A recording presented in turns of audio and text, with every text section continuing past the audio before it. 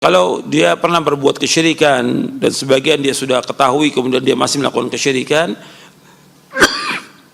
dia wajib taubat kepada Allah. Artinya syiriknya yang besar itu membatalkan syahadatnya dia wajib mengucapkan 2 kalimat syahadat lagi.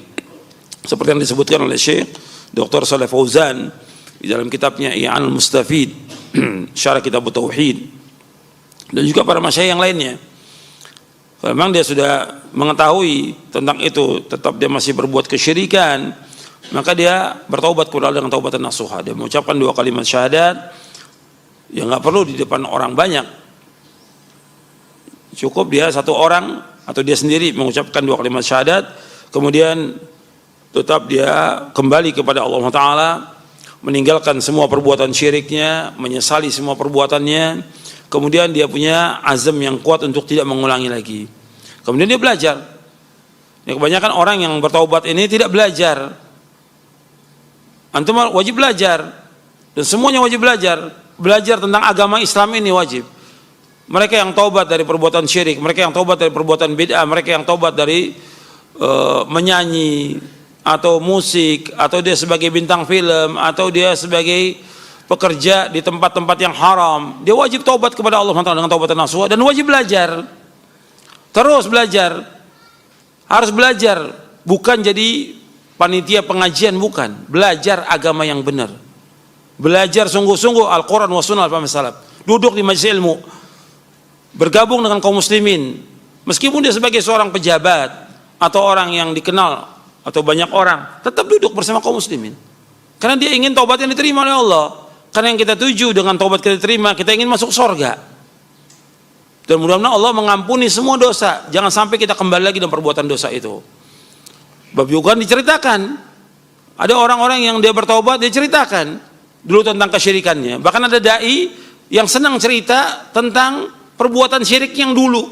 Nggak boleh.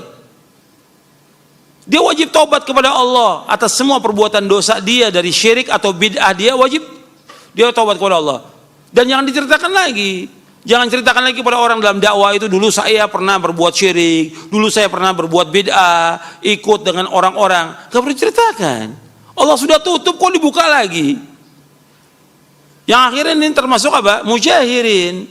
Nabi bersabda, kullu ummati mu'afan ilal mujahirin. Umatku akan diampuni dosanya Allah kecuali mujahir. Mujahir orang yang menampakkan, yang dia berbuat dosa tadi malam, kemudian Allah sudah tutup, diceritakan siangnya kepada orang. Nggak boleh. Apakah itu perbuatan syirik, apakah itu perbuatan bid'ah atau perbuatan maksiat, dia tutup udah. Jangan ceritakan lagi perbuatan dia yang dulu, yang dia berbuat syirik kepada Allah, atau dia berbuat bid'ah, atau dia berbuat maksiat, jangan ceritakan lagi. Ini masih ada kadang-kadang dai yang cerita masa lalunya ketika dia jadi ahlul bid'ah. Jangan ceritakan. Ini mujahirin. Akhirnya mengajak orang untuk berbuat bid'ah. Dai aja pernah berbuat bid'ah, saya juga berbuat bid'ah dulu, nanti taubat di akhir hayat kita. Nggak boleh seperti itu. Nggak boleh. Ini mujahirin. Nggak boleh. Makanya kita taubat kepada Allah Ta'ala dengan taubatan nasuha. Jangan kita ceritakan lagi semua perbuatan kita yang dulu. Jangan kembali lagi. Dan kita betul-betul azam untuk taubat kepada Allah. Mudah-mudahan taubat kita istiqamah dan diterima oleh Allah, dan istiqamah dalam taubat yang sampai akhir hayat kita. Karena kata Al-Imam Ibnu Qayyim rahimahullah, taubat itu merupakan awal perjalanan seorang muslim. Pertengahan dan akhir kehidupan seorang muslim, taubat kepada Allah Ta'ala. Nabi bertaubat 100 kali dalam sehari. Kita juga demikian. Dan terus belajar. Saya ingatkan ini belajar. Karena banyak yang taubat kemudian nggak belajar. Dan sok tahu. Ya seperti yang saya sebutkan, taubat kemudian jadi panitia majelis taklim. Taubat, jangan jadi panitia. Belajar agama ini yang benar.